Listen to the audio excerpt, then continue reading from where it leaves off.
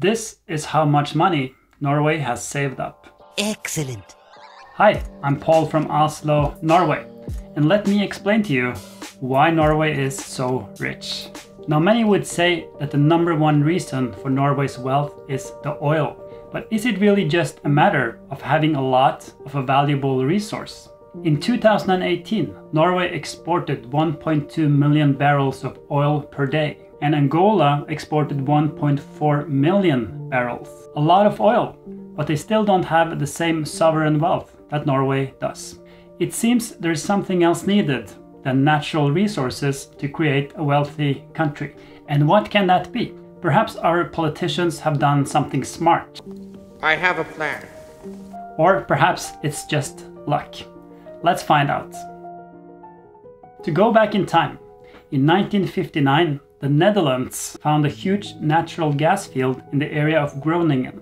This sparked interest for major oil companies such as Shell, Esso, Chevron to start looking for oil and gas in the North Sea as well.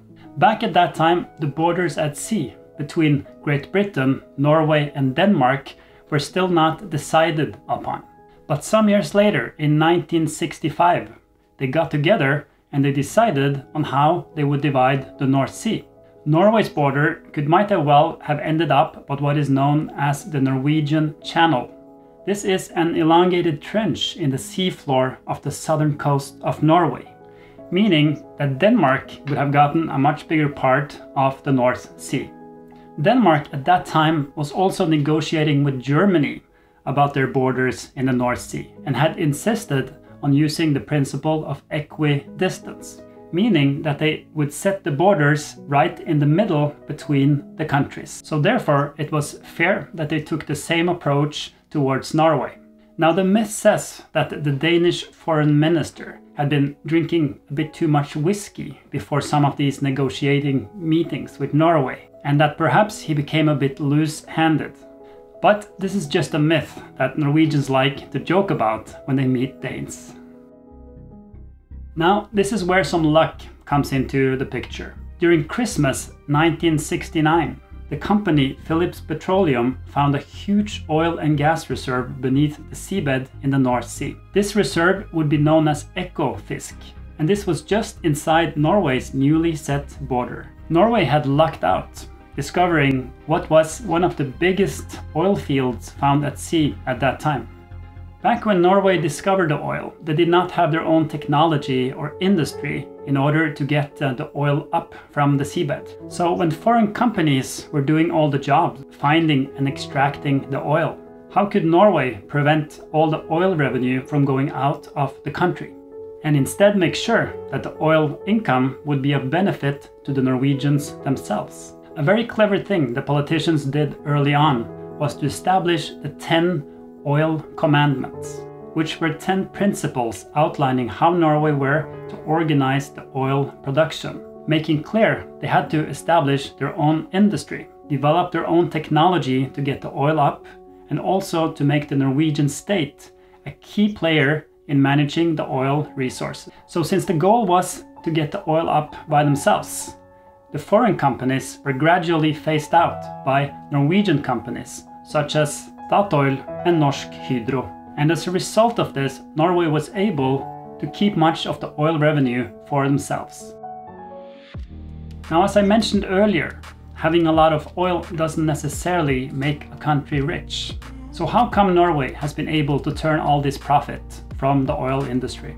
Norway has a strong democratic tradition and has been fortunate to have politicians with a lot of integrity who has put the interest of the country over themselves. So instead of having corrupt politicians thinking about their own interests and letting private enterprises dictate the rules of business, Norway has been able to keep a steady course and stick to the 10 oil commandments, and therefore made sure that the oil income was for the Norwegian people and not for foreign interests. And I can add that Norway has a 51% tax on petroleum-related income, on top of the 27% income tax. That amounts to a whopping 78% total tax rate, and it all goes straight into the state treasury.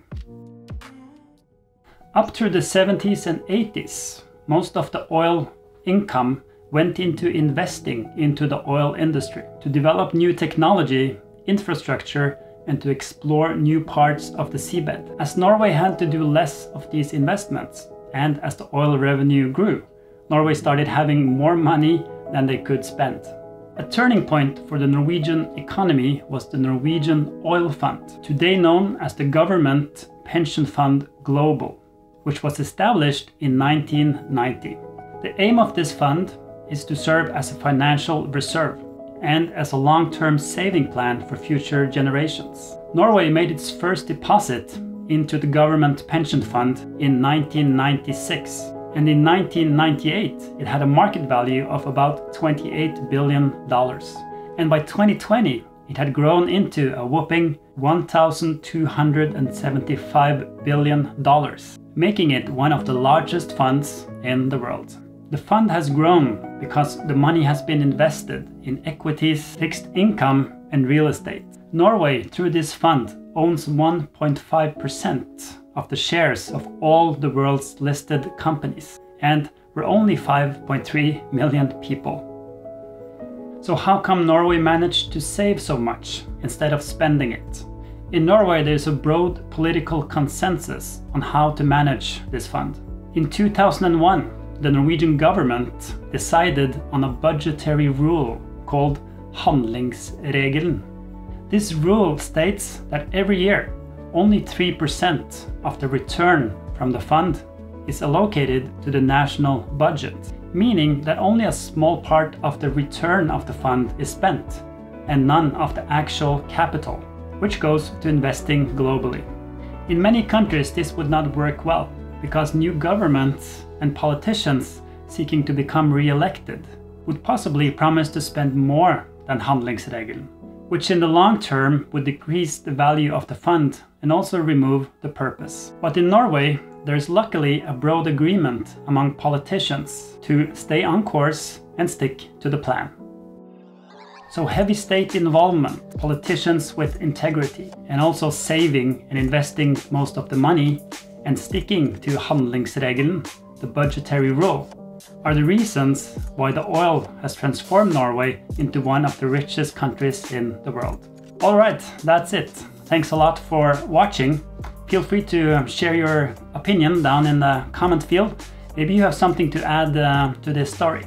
I'll see you again soon. Take care and ha det bra!